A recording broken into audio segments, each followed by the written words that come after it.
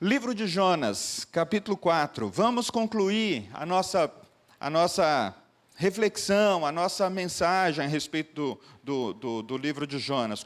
Concluir, num certo sentido, né? Esse livro tem princípios inesgotáveis. Esse livro tem muitos e muitos livros escritos a respeito do livro de Jonas. Então, portanto, é uma fonte de muita sabedoria e de muito conhecimento que Deus traz por meio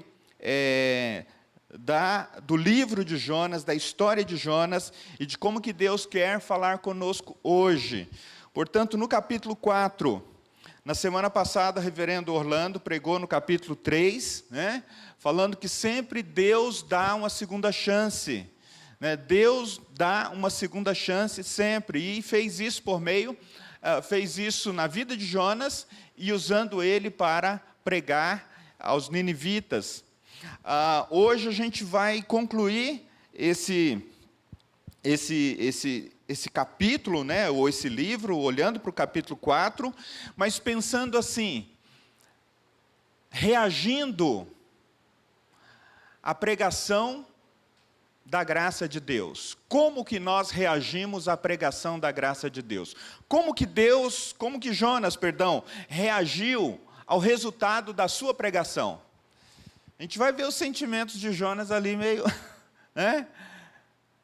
Então, nós podemos aprender algumas coisas com as reações que Jonas teve ao pregar o arrependimento a Nínive, e depois como que Deus lidou também com as reações de Jonas, não deixando ele a sua própria sorte ao seu coração. Então, acompanhe a leitura aí do capítulo 4, que diz assim: com isto, desgostou-se Jonas extremamente e ficou irado. Com isto o quê? Com o fato de que Deus não cumpriu com a profecia de Jonas, de destruir Nínive. Olha só, gente. Jonas pregou dizendo, olha, vocês vão ser destruídos em 40 dias. Deus não cumpriu a sua palavra, porque houve arrependimento. Com isto, verso 1, desgostou-se Jonas extremamente e ficou irado. E orou ao Senhor e disse, Senhor, não foi isso que eu disse, estando ainda na minha terra? Por isso me adiantei, fugindo para Tarsis, pois sabia... Tens compaixão da planta, que não te custou trabalho, a qual não fizeste crescer, e que numa noite nasce, na outra pereceu. E não hei de eu ter compaixão da grande cidade de Nínive, em que há mais de 120.000 pessoas que não sabem discernir entre a mão direita e a mão esquerda, e também de muitos animais? Palavras do Senhor. Pai, nós oramos mais uma vez que o Senhor fale conosco nesta manhã, que o Senhor incomode o nosso coração, que na história de Jonas a gente possa se ver dentro dessa história e aprendendo lições, aprendendo, quem sabe, coisas que o Senhor quer que a gente aprenda para a gente poder se posicionar no mundo em que nós vivemos. Em nome de Jesus é que oramos. Queridos, se a gente pudesse... Tem alguns comentaristas que fazem um seguinte resumo assim, dos 4 capítulos de Jonas. Eles dizem assim, no primeiro capítulo, você vê Jonas fugindo da presença de Deus. No segundo capítulo, você vê Jonas orando.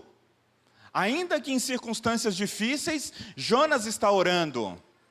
E assim muitas vezes acontece conosco, às vezes damos uma fugidinha da presença de Deus, e logo em seguida nós descobrimos que em meio às tempestades e às provas da vida, nós encontramos um momento para falar com Deus. No capítulo 3, então, Jonas está pregando, Jonas está usando essa segunda chance, esse segundo momento, e pregando, indo a Nínive e pregando. E agora no capítulo 4, a gente poderia dizer que Jonas está aprendendo. Então, ele estava fugindo, ele estava orando, ele estava pregando, e agora no capítulo 4 ele está aprendendo. Mas o que Jonas está aprendendo, queridos irmãos e irmãs?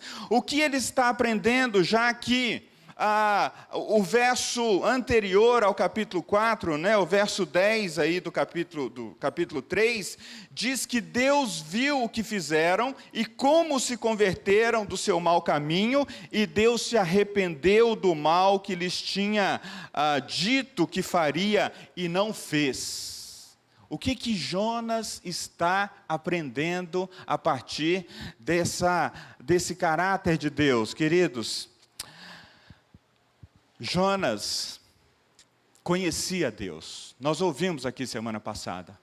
Jonas, ele era um servo do Senhor. Ele conhecia Deus, ele andava com Deus, ele conhecia o caráter de Deus. O caráter de Deus é o seu amor incondicional, é a sua misericórdia que não tem fim, é a sua graça que atinge e alcança as pessoas nos mais diversos lugares e nações do mundo. É a mesma graça que um dia alcançou a mim e a você. Jonas conhecia. Será que nós temos dúvida de que de fato Jonas conhecia a Deus e o seu caráter? Creio que não. Mas vejam só, queridos, talvez na prática Jonas não estivesse muito certo de que Deus pouparia a grande cidade de Nínive, uma cidade cruel. Talvez o mesmo conflito esteja no coração de muitos cristãos hoje, talvez muitos cristãos na Ucrânia, ou mesmo na Rússia, pensando assim: Deus pouparia esse governante que está fazendo a guerra? E se Deus me mandasse para pregar a esse governante, a esse conselho de segurança que não entra em acordo? E você olhando aquelas cenas das famílias indo embora e deixando tudo para trás, deixando as suas malas, deixando a sua casa, deixando o seu conforto, deixando todas as coisas, levando apenas aquilo que pode carregar, e as crianças dormindo com elas nos bunkers, e as crianças entrando naqueles trens, nas cabines que deveria ter 2 ou 3 pessoas, estão 10 pessoas ali, e você agora é um cristão. E você agora é aquela pessoa que ama a Deus e que Deus tem te dito: olha, você deve amar os seus inimigos e você deve anunciar a minha palavra de arrependimento a eles. O que eu e você faria? Nós iríamos lá pregar arrependimento em Kiev, na Ucrânia, na Rússia? Nós iríamos pregar arrependimento? Ou a gente diria: não, Senhor, passa e começa com Putin. Começa com Putin e leva tudo embora, porque isso é muita maldade. Esse é mais ou menos o ambiente no qual Jonas estava inserido, irmãos e irmãs, e que não é muito diferente. O ponto aqui, queridos, é que, vejam só, a mensagem de Jonas, ao que parece, não foi uma sentença condicional, mas na realidade era porque havia uma ameaça do castigo divino sobre Nínive, e ele esperava que Deus cumprisse a sua ameaça. No entanto, as promessas do Senhor de salvar, elas têm um peso muito maior do que as suas ameaças. Queridos, quando Deus chama as pessoas ao arrependimento, normalmente a gente pensa assim, né? Olha, que Deus venha logo e cumpra o seu juízo. Não, as promessas de Deus em querer salvar as pessoas, em querer salvar as famílias, em querer salvar as pessoas da sua condição humana, ela é muito maior do que o seu aviso de que haverá um juízo, de que haverá um dia que Deus fará justiça sobre toda a terra. Então, é diante dessa realidade que Jonas precisava conhecer o amor de Deus que é eterno, e as suas expressões que nos convidam ao arrependimento diariamente. No caso de Nínive, Deus não mudou a sua essência, Deus não mudou aquilo que ele exatamente era, mas ele foi mudado pela maneira como as pessoas responderam ao convite ao arrependimento. É por isso que o verso de número 10 aqui, introduzindo a nossa mensagem, vai dizer que Deus se arrependeu do mal que ele tinha dito que lhes faria e não fez. Aí às vezes a gente pergunta, mas espera aí, Deus se arrepende? Isso é uma outra conversa, eu não vou entrar nela agora. Mas o fato é que aqui Deus está dizendo, olha, a minha misericórdia não tem fim. O meu amor é eterno, o meu amor é incondicional. Se vocês se voltarem para mim, eu me voltarei para vocês. Queridos, eu queria deixar duas coisas para a gente pensar nessa manhã sobre como Jonas reagiu à sua própria pregação e à salvação que Deus promoveu, e como nós também, podemos reagir. Então a primeira coisa que a gente vê aqui, é que Jonas não encontrou alegria diante da salvação dos ninivitas. É isso que diz o verso 1 aqui no capítulo 4. Com isso desgostou-se Jonas extremamente. O texto não diz que ele falou assim, poxa vida, né? Deus salvou o pessoal, não cumpriu a profecia que eu levei. Não, o texto diz que ele desgostou-se extremamente. Ele não escondeu o seu desgosto. Pensa para nós latinos é meio complicado isso, né? Raramente a gente mostra assim que não está agradado de uma situação, né? Você fala, tá bom. A pessoa coloca uma comida que você não gosta, você come. A pessoa pede alguma coisa para você e você não quer fazer e você diz assim, eu vou ver. Quando diz eu vou ver é porque não quer fazer, né? Depois eu te ligo, depois eu te falo. Nós latinos somos assim, a gente tem essa coisa de não falar na lata, de não dizer o que está sentindo. Jonas não teve nenhum problema. O texto diz que ele desgostou-se e ficou irado. Ficou irado. Você já ficou frustrado? Você já ficou com raiva de Deus? Quando você achou que Deus não cumpriu a sua justiça sobre uma pessoa ímpia? Sobre alguém que, réu confesso, disse que fez isso ou fez aquilo? Ou mesmo quando você vê um telejornal e aparece alguém lá que cometeu um crime bárbaro, qual que é a primeira expressão do seu coração? Que morra na cadeia. Se no Brasil tivesse pena de morte. Qual é a expressão do seu coração? Eu estou te chamando para fazer esse exercício, irmãos e irmãs, porque às vezes a gente lê o texto e lê a atitude de Jonas e a gente pensa, nossa, o profeta se desgostou? Ele ficou irado? Gente, Jonas representa cada um de nós. Jonas representa cada um de nós. Jonas não encontrou alegria em Deus como resultado da sua pregação. E o texto diz, queridos, que Jonas, embora obedecer ao Senhor, indo a Nínive e pregando a mensagem de Deus, a atitude do seu coração não foi mudada. Queridos, é possível que eu e você estejamos servindo ao Senhor há tempo, que a gente conheça aspectos do caráter de Deus, a gente tenha experimentado a sua graça, a sua misericórdia, a gente tenha experimentado o seu favor, mas ainda assim, enquanto servimos ao Senhor, a atitude do nosso coração pode permanecer ainda como se não conhecêssemos o caráter de Deus. Compreendem isso? Compreendem isso? Queridos, ele odiava tanto os ninivitas por causa da sua crueldade, que lá no fundo do coração, ele estava esfregando as mãos, esperando a destruição de Nínive. Ele estava esperando que Deus cumprisse com a sua promessa. Agora, passados 40 dias, ele olha para Nínive e vê que a cidade continua intacta. Queridos, a reação de Jonas pode ser a reação do coração de muitos de nós.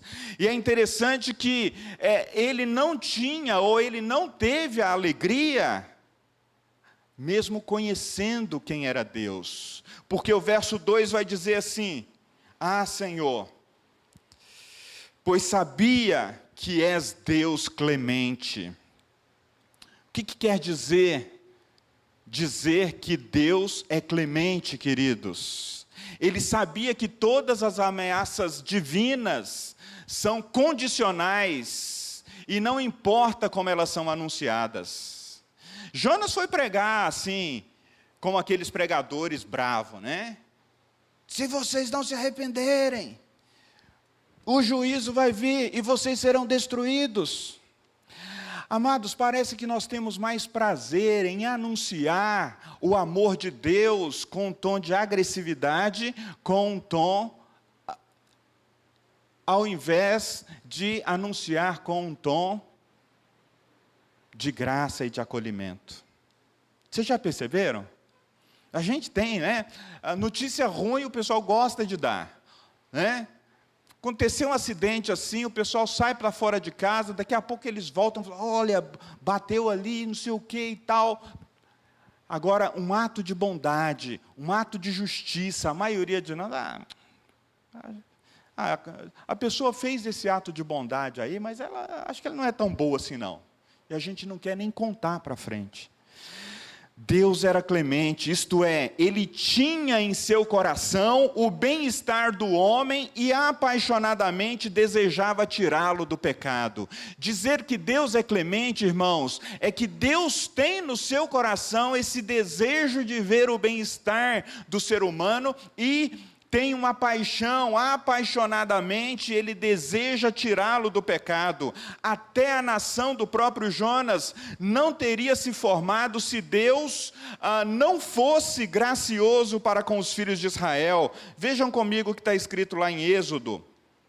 Êxodo 34, versos 6 e 7.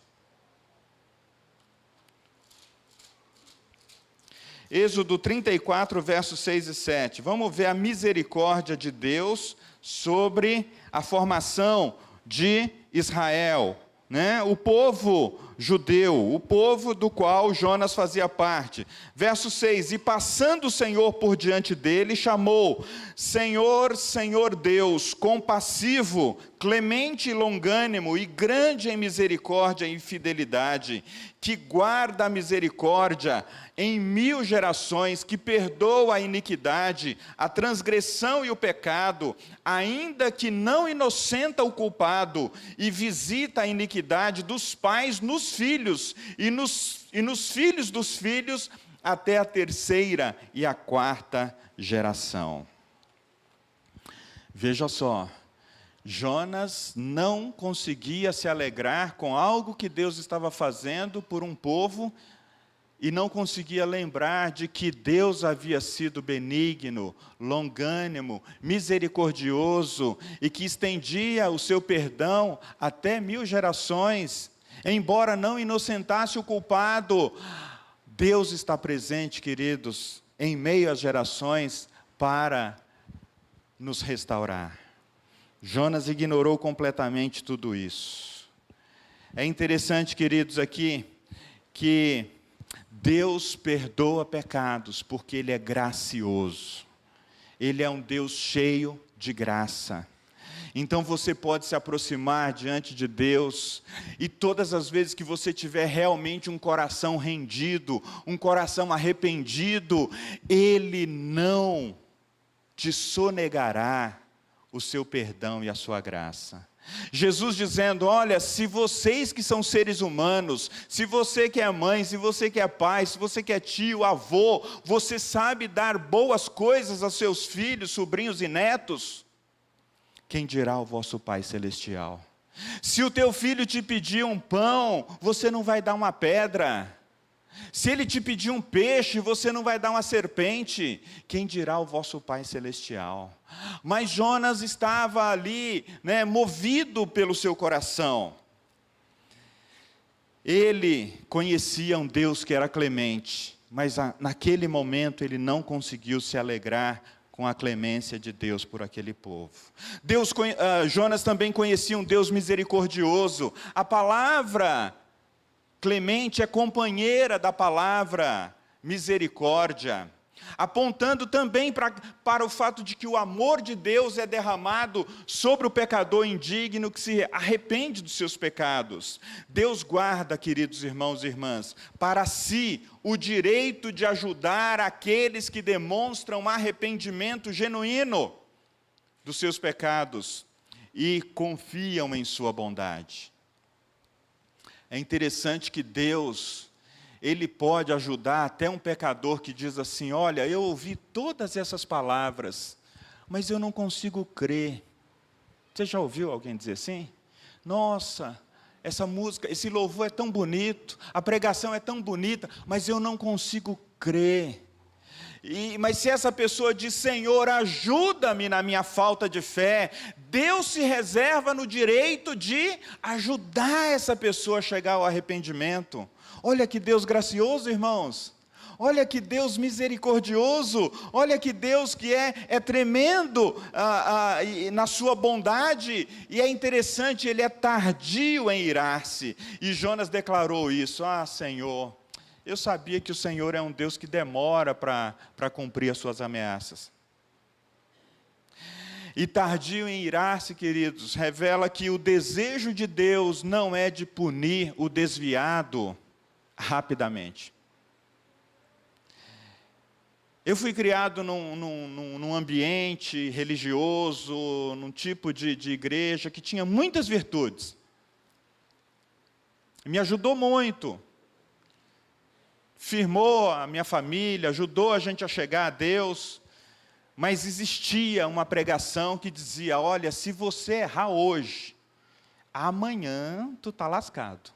Amanhã vai cair sobre você o juízo e a ira de Deus. Queridos, então durante um bom tempo, na minha experiência, eu estou falando da minha experiência, eu não conhecia um Deus de amor. Eu não conhecia um Deus de graça, eu não conhecia um Deus de misericórdia, eu não conseguia me aproximar de Deus e dizer: Senhor, hoje eu pequei. Era melhor ficar escondendo, com medo do castigo. Mas o texto diz, querido, que Deus é tardio em irar-se. Mas quando se torna, queridos, evidente a situação de que os homens são orgulhosos e teimosos nos seus caminhos, Deus se volta. Deus se volta e Deus cumpre a sua palavra. Deus permite que o ser humano, no seu orgulho e na sua teimosia, experimente muitos dos resultados dos seus erros. Muitos dos resultados dos seus erros. Mas quando há arrependimento, queridos, Deus volta e acolhe. Mas Deus também é grande em benignidade. O profeta vai dizer: ah, Senhor, a gente sabia que o Senhor é grande em benignidade e que se arrepende do mal. Para o profeta, o amor de Deus é tão grande que ele só podia falar desse amor de Deus falando assim: olha, o Senhor é grande em benignidade. É aquele que cumpre a sua promessa de maneira não convencional. Imagina assim, você conhece uma pessoa que é boa, mas você sabe o quanto que ela é boa. Ele é bom até aqui. Mas o Deus que é grande em benignidade, nenhum de nós podemos medir a sua bondade, a sua capacidade de amar, a sua capacidade de salvar, a sua capacidade de exercer misericórdia e a sua capacidade de exercer juízo. É por isso que a gente acha que Deus vai cumprir rapidamente o seu juízo. É por isso que muitos de nós olhamos para a humanidade e falam: Senhor, mas esse mundo não tem jeito não. Pode destruir com fogo. Pode deixar a bomba atômica vir e destruir tudo, porque não tem jeito. É a mesma situação lá do Antigo Testamento, que quando Deus diz que vai destruir Sodoma e Gomorra, e Ele diz: se tiver 4 pessoas justas na cidade, eu não destruirei. E ali Deus vai diminuindo o número, até chegar em 4. E Deus está dizendo hoje, queridos, que Ele não destruiu o nosso planeta. Ele não deixou a humanidade se autodestruir ainda por causa da sua grande benignidade. Primeiro ponto, queridos, Jonas não encontrou alegria na pregação que ele fez e com os resultados dessa pregação. E para nós, qual é a lição que fica?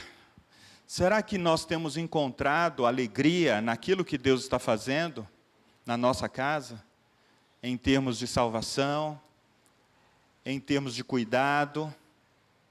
Será que há alguém do nosso ambiente, seja amigo, seja conhecido, que a gente está assim, Senhor, não, para ele não tem misericórdia, o Senhor já sabe, cumpre a tua justiça, e Deus está nos chamando, querido, a olhar para o seu caráter e dizer, a minha benignidade é grande.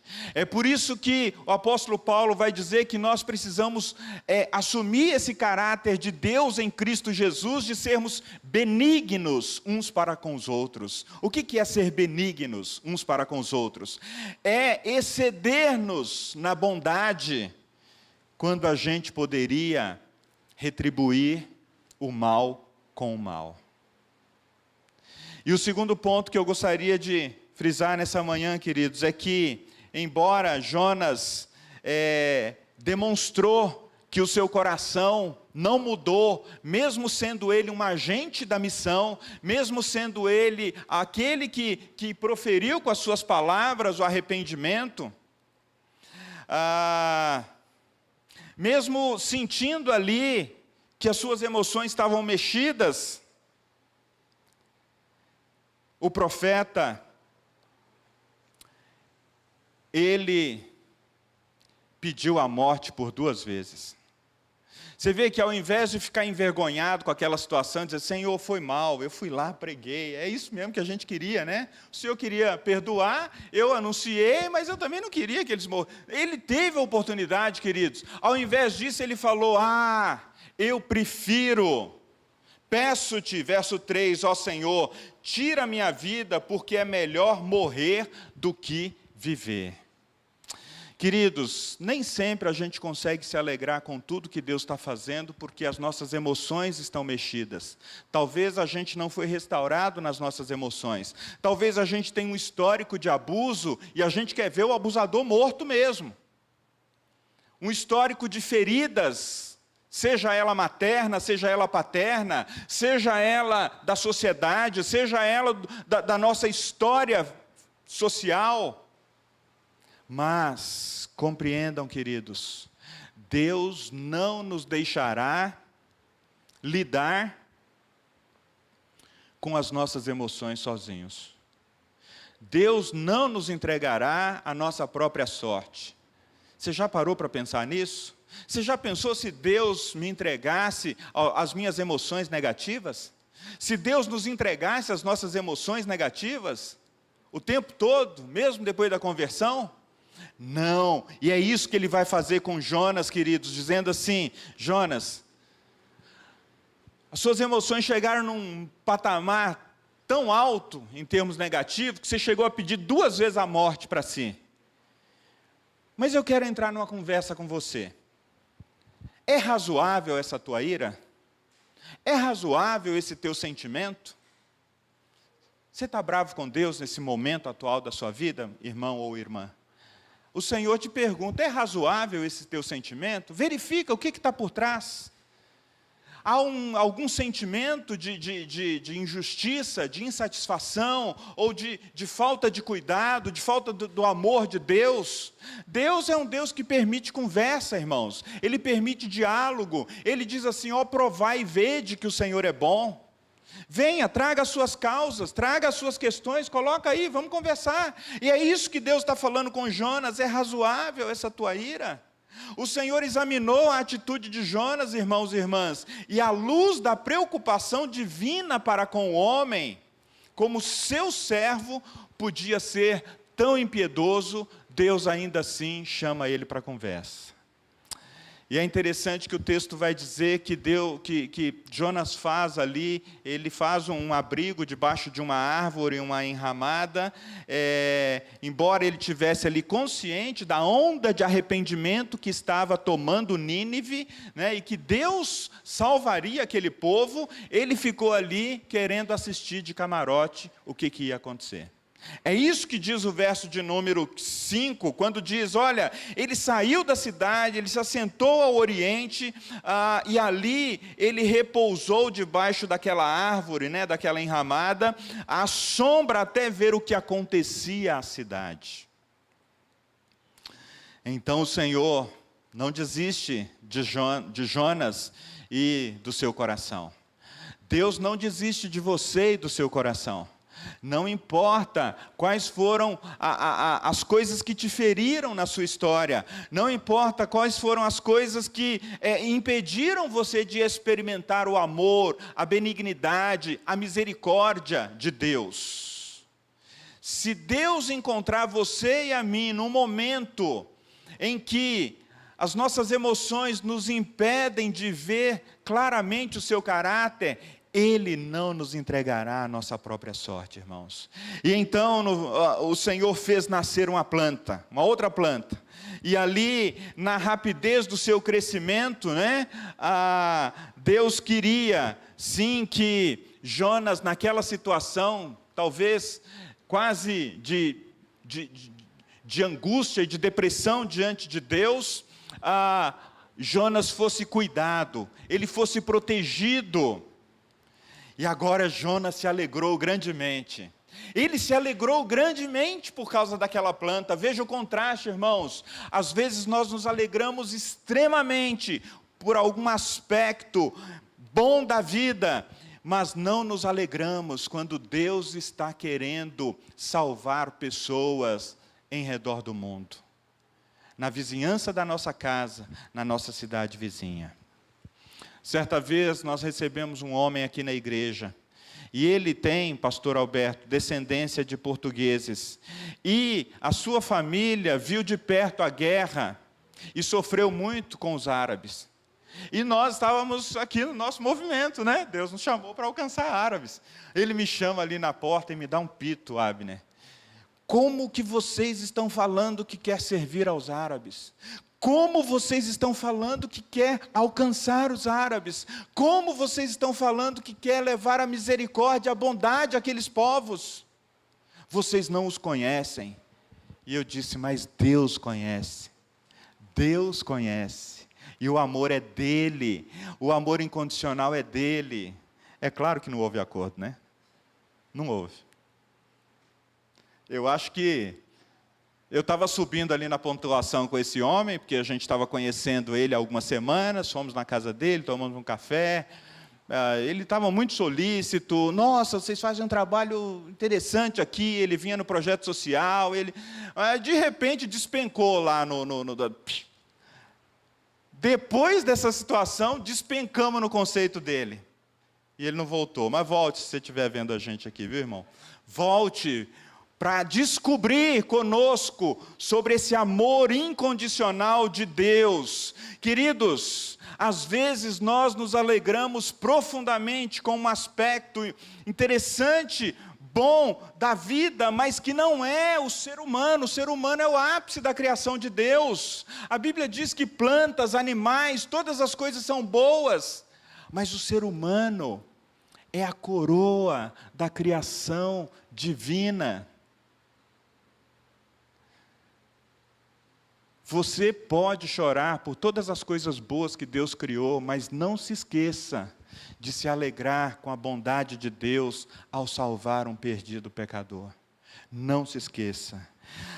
Queridos, mas no outro dia, Deus envia então um verme, que destrói a planta como um ato divino. Né? O verme atacando as raízes, destruiu a planta, e com ela a bênção da sombra, para que Deus chamasse de volta Jonas para a conversa e dissesse, olha, você ainda está com os valores trocados. Você não consegue se alegrar com o fato de que eu salvei 120 mil, mas você consegue se alegrar com a planta que te dá uma sombra.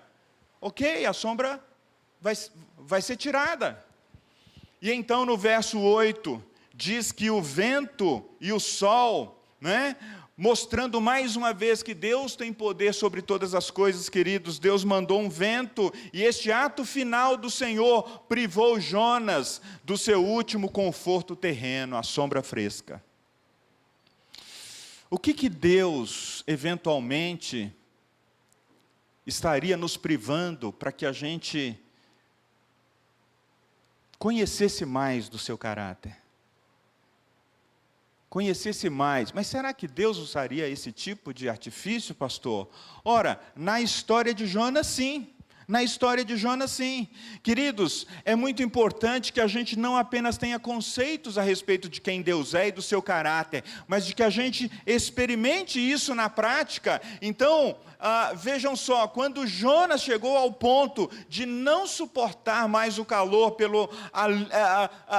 não suportar mais o calor, ele então clama novamente pela segunda vez, pedindo a morte. A primeira vez ele desejou a morte por causa do seu desespero íntimo. Na segunda vez ele clama a Deus por causa do desconforto físico. Muitas vezes, queridos, a gente até pensa na morte como um modo de escapar da nossa realidade. É possível. É possível que diante de uma crise familiar, de uma crise conjugal, de uma crise existencial, é possível que diante de uma realidade difícil, talvez de guerra, as pessoas possam dizer: Senhor, tira a minha vida, porque eu não quero continuar vivendo. Mas Jonas aqui estava com o seu desespero íntimo e o seu desconforto físico. E aí a gente vai para os últimos versos aqui do nosso capítulo, os versos 9 a 11, no qual, embora há uma série de ações divinas destinadas a Jonas, né, elas tinham um propósito único, queridos. Deus queria, ou Deus tentava destacar o absurdo da falta de preocupação espiritual de Jonas pelo bem-estar humano,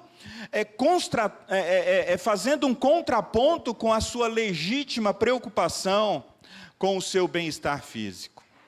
E aí, irmãos e irmãs, a gente percebe que diante da pregação do Evangelho, e da salvação que Deus oferece às pessoas, às vezes nós podemos nos reagir, nos alegrando com aquilo que Deus está fazendo, nos juntando a Deus em termos de compaixão, e falando: nossa, Deus é misericordioso, Deus é compassivo, Deus é benigno, Senhor, eu quero ser mais misericordioso, eu quero ser mais benigno, eu quero expressar mais esse caráter do Senhor na minha vida e nos meus relacionamentos. Ou a gente pode assumir a posição de Jonas, de estar mais preocupado com o nosso bem-estar. Com o nosso bem-estar.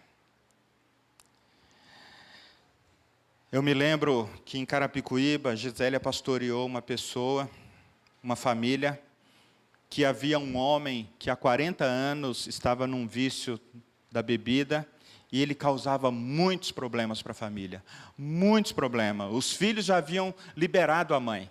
Mãe, se a senhora quiser deixar o pai, a gente constrói outra casa, a gente faz tudo para você não ter que viver com esse desconforto, com essa questão de que ele pode chegar todos os dias e transtornar a sua vida, transtornar a casa, transtornar tudo. Mas aquela mulher, ela tinha experimentado da misericórdia de Deus, ela tinha experimentado da graça de Deus, ela tinha experimentado da benignidade de Deus, da bondade de Deus que excedia a maneira como seus filhos haviam, e dizia: mãe, você não precisa passar por isso. E ela disse: não, eu vou amar esse homem até o fim, porque eu estou amando a Deus e não exatamente a Ele. Queridos, para mim aquilo foi o maior testemunho que eu pude ver de um ser humano para com outro, em termos de pastorado. Aquela mulher amou aquele homem até o último dia da vida dele. E aquele homem viu naquela mulher a expressão do amor de Deus. Queridos, nós podemos dizer que, mesmo conhecendo a Deus, de ouvir falar, mesmo conhecendo a Deus, de andar com Ele, muitas vezes na vida, nós seremos colocados à prova se de fato o amamos. Até onde vai o nosso amor? E Deus não faz isso para nos reprovar, queridos, mas para dizer, olha, você precisa de experimentar mais. Você que julga me amar, você que julga me conhecer, você precisa conhecer mais. Você precisa ter a experiência do profeta Ezequiel, que quando entrou nas águas, a água bateu no tornozelo, e o Espírito disse para ele entrar mais um pouquinho, a água bateu ali na batata da perna, daqui a pouco no joelho, e o Espírito disse para ele, entre mais. Queridos, é o que Deus está dizendo para nós. Você conhece a Deus e o seu amor, você precisa mergulhar, você precisa entrar nesse rio da vida, você precisa entrar nessa relação com Deus, em que, à medida que você o conhece mais, Ele vai dizer para você, ame mais. Ame mais.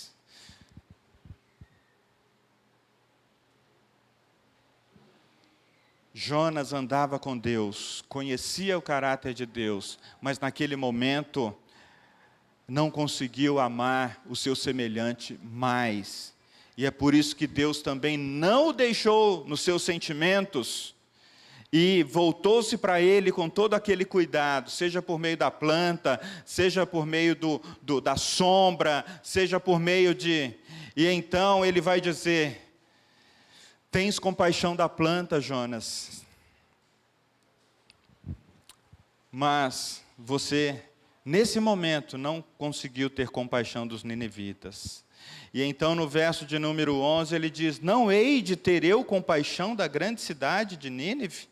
Os ninivitas eram seres humanos, eram homens, eram mulheres, eram crianças, eram objetos da criação de Deus, da criação especial de Deus, e portanto, uma representação do amor de Deus, queridos irmãos. Uma simples planta como essa, ela não podia entrar em comunhão pessoal com Deus. Você que tem o seu pet lá, bonitinho, tchu-tchu-tchu, ele não pode entrar numa comunhão pessoal com Deus. Você é mais importante do que o seu pet. Ih, pastor, você entrou agora num terreno complicado. Tem gente chorando e fazendo grandes esforços de amor por um pet e não consegue fazer isso por um pecador perdido. E é isso que Deus está dizendo para nós. Você pode desfrutar de todas as coisas boas da criação, mas saiba que somente o ser humano pode entrar numa comunhão pessoal comigo. E é por isso que Deus teria amor por aqueles que estão fazendo a guerra hoje. Teria, não tem? Tem. Talvez eles não encontrem lugar de arrependimento. Talvez eles já estão com o coração no qual eles não consigam voltar atrás. Queridos, a preocupação de Jonas pela planta era egoísta. Ele sentia a sua destruição porque ele servira de conforto pessoal. Aí você e eu precisamos nos perguntar, quais são as coisas que geram maior preocupação no nosso coração? Permita-me dizer que Deus está nos convidando hoje para pedir que o próprio Espírito Santo coloque em nós as mesmas preocupações que há no coração de Deus, para com a nossa casa, para com as pessoas com quem nós convivemos, para com esse bairro e esses arredores, para com a própria cidade do Taboão da Serra, no qual nós temos um projeto social. Às vezes as pessoas perguntam, pastor, mas a gente já não tem muito serviço aqui, o que vocês querem fazer no Pirajussara? A gente quer oferecer o testemunho do Evangelho àquelas pessoas. E o texto vai dizer que esses homens e mulheres e crianças de Nínive, objetos da criação especial de Deus e, portanto, do seu amor, não sabiam discernir entre a mão direita e a mão esquerda. Nenhum homem tem o direito de questionar e nem de ressentir-se do amor de Deus derramado para salvar outro semelhante, outro ser humano, do pecado e da destruição. Queridos, eu gostaria de convidar vocês nesse momento para a gente orar e pedir para Deus sondar o nosso coração. Nós somos aqueles que temos facilidade de nos alegrar com o que Deus está fazendo na salvação de pessoas, ou a gente tem mais a tendência de ficar em torno daquelas emoções que capturaram o nosso coração e, portanto, nos impede, num certo sentido, de falar das boas novas do Evangelho para as pessoas. Até porque, se a gente vê alguém passando, ou se a pessoa recebe um rótulo de que ela é eis isso, eis aquilo outro, você diz, não, para esse eu não vou pregar. Para isso eu não vou pregar. Como se nós não tivéssemos sido também alcançados pela graça de Deus. Eu quero te convidar a orar, queridos. Deus está te convidando, assim como convidou a Jonas, para falar do amor dele livremente. Fale para as pessoas, tente não julgá-las, e tente deixar que Deus mesmo sonde o coração delas e as traga ao arrependimento. Mas fale com expectativa. Fale com a expectativa de que Deus ama e quer salvar pessoas. Pai, nós estamos diante do Senhor, Pai. E nós não somos melhores do que Jonas, pelo contrário, Jonas parece ter sido um profeta que o Senhor usou com maior habilidade, com maior capacidade, mas o texto é claro em dizer que Jonas, num determinado momento, não se alegrou com aquilo que o Senhor estava fazendo em Nínive, e que ele ficou nas suas emoções negativas, pedindo inclusive a morte para si.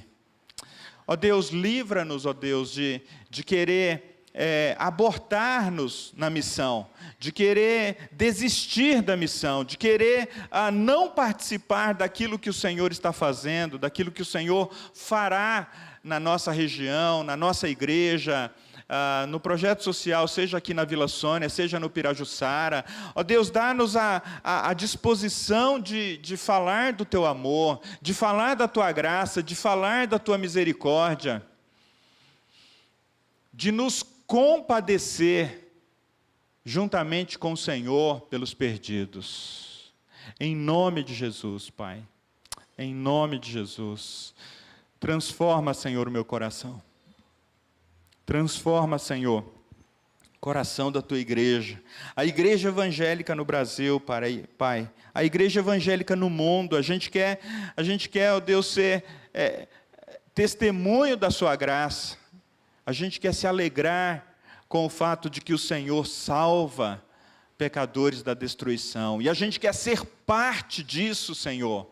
Dá-nos, Senhor, essa graça de poder falar abertamente, ainda que a gente tenha que abrir mão do nosso conforto físico, do nosso conforto pessoal, do nosso conforto emocional.